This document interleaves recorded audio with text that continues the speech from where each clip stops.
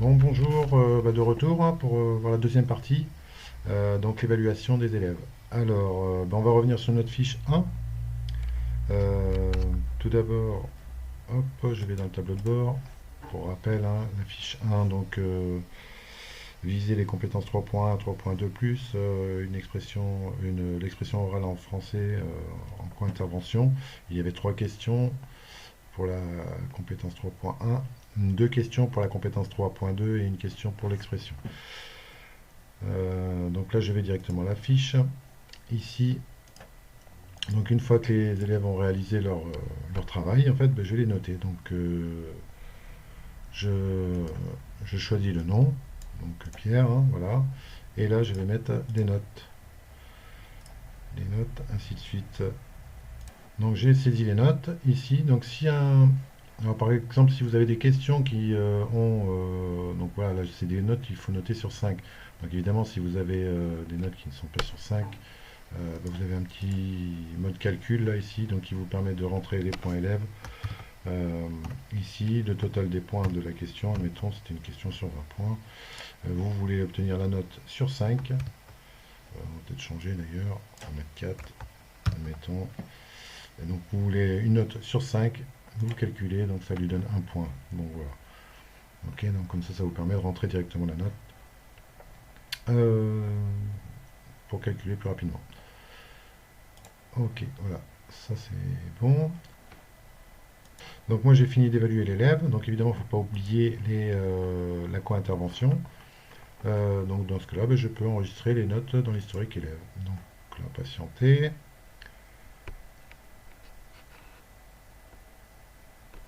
Voilà. Donc les notes de Pierre ont bien été enregistrées dans l'historique. Donc ok, je vérifie. Et là je vois que Pierre, voilà, il est bien dans l'historique. Le 16 février, donc aujourd'hui, c'est dans l'historique. Donc je peux revenir sur ma fiche, ou dans mon menu plutôt.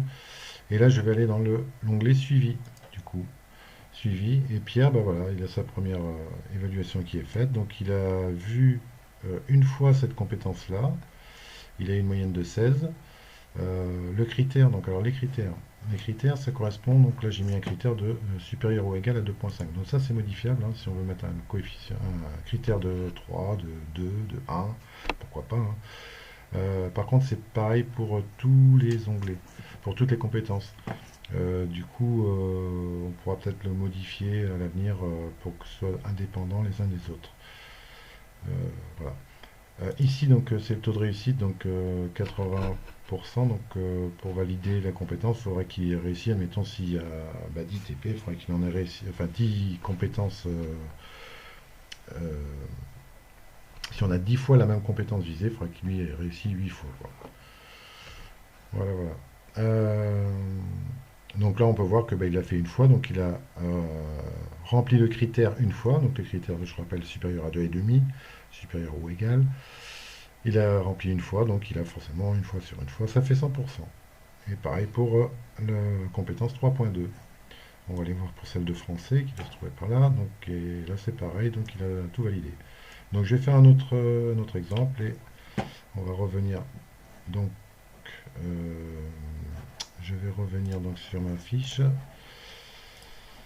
ici et donc là je vais pouvoir évaluer un autre élève maintenant. Mais maintenant que Pierre est rentré et évalué, les notes sont saisies, donc je peux prendre Paul et ainsi de suite.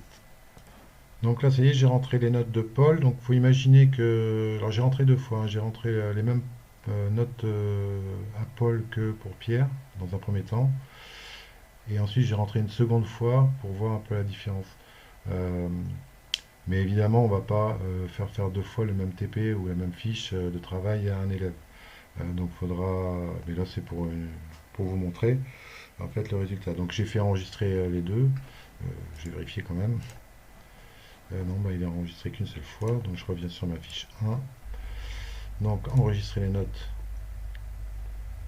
dans l'historique élève. Ok, les notes de Paul ont été enregistrées, ok, je vérifie. Donc ouais, on a Pierre et Paul, je l'ai mis deux fois. Donc il y a une fois où vous voyez où là il a réussi, et une autre fois où il n'a pas réussi. Donc, comme je réexplique, il faut imaginer que ce ne soit pas le même TP. Il a fait, une fois il a réussi un TP, le deuxième il a moins bien réussi. Donc voilà. Et donc on va voir au niveau donc du suivi ce qui se passe. Donc par exemple, bon bah Pierre lui il n'a pas bougé, hein, j'ai pas rajouté de choses pour Pierre. Maintenant Paul lui par contre, si je reviens, si je vais voir Paul. Paul donc lui il a vu deux fois la compétence 3.1, il a 10,7 de moyenne. Par contre, il a validé qu'une seule fois, c'est-à-dire qu'il a fait une seule fois le critère de 2.5 sur 5. Et donc, ce qui lui donne forcément une fois sur deux, 50%. Dans la deuxième compétence, bah là, il a tout réussi, donc il a 100%. Et pareil, je crois, pour la, la co-intervention en français. Voilà. Donc ça, ainsi de suite. Hein. Donc dès que l'on va incrémenter donc le- les TP, enfin les évaluations, bah, ça va s'incrémenter dans ce tableau-là. Voilà, donc je vais revenir au menu. Pareil, hein, si on veut des élèves en plus, eh bien on peut en mettre d'autres. Hein. Je peux pouvoir mettre Jean. Mettons Jean, entrée, menu. Donc on retrouve Jean dans l'historique. Hein. Non, pas dans l'historique, pardon. Hop, dans le suivi. Suivi Jean, voilà, il est là. Voilà, par contre, ne rentrez pas les trucs là, sinon vous allez casser les liens.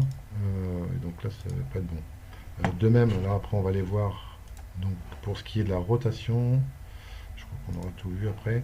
Donc la rotation, donc moi je l'ai calé par rapport à 11 élèves, mais en fait, bon même si j'en ai que 3 là, 4, euh, en fait ça fait un peu le monde. Donc ça fera l'adapter évidemment, mais ça j'expliquerai peut-être ça une autre fois, comment est-ce qu'on peut l'adapter.